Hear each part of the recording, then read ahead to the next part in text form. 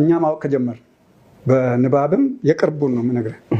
ከ1881 ዓመተ ምህረት እስከ አሁን እስካለንበት ዘመን ድረስ ኤርትራና ኢትዮጵያ ስንት ዓመት አብረው ኖሩ፣ ስንት ዓመት ተለያይተው ኖሩ የሚለውን ሂሳብ ሰርቻለሁ።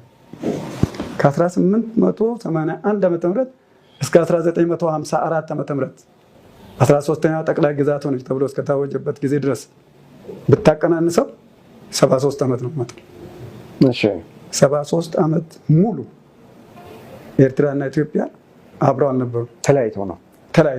ያቺ ፌዴሬሽን ጊዜ ብትሆን እንደ ሁለት ሀገር ነው የኖሩት። ስለዚህ በዚህ በ73 ዓመት ልዩነት ውስጥ የተለያዩ ነገሮች ከኢትዮጵያ ጋር የነበራቸው ነገር ልዩነቱ በጣም ሰፍቷል ማለት ነው።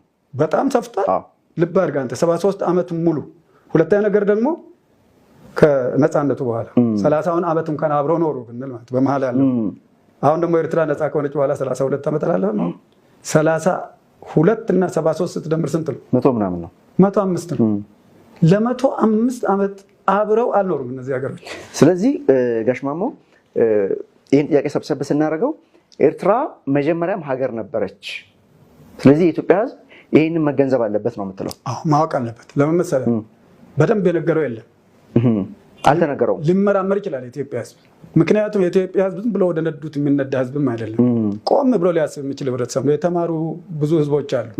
ምንድን ነው ግን እንዴት እንቆቅልሽ ነው የኤርትራ ጉዳይ ሁሉ ጊዜ ተሸፍኗል። ታውቃለህ፣ የወደብ ጉዳይ ወደብ ስለሚያስፈልግ ብቻ እኛም እኮ እዛ ሄደን ያን ሁሉ አጥንታችን ከስክሰን ደማችን ያፈሰስ ነው የፎከረ የኢትዮጵያ ሰራዊት ተራራ ለተራራ ያን ሁሉ ይዋጋ የነበረው እኮ ወደባችን ድንበራችን ቀይ ባህር ነው ብሎ ነው።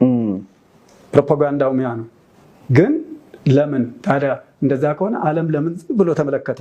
ለምንድን ነው ሬፈረንደሙ ሲካሄድ ወደቦቿን ይዛ ሄደችው ኤርትራ? ድሮ ጣሊያን ስለከለለው።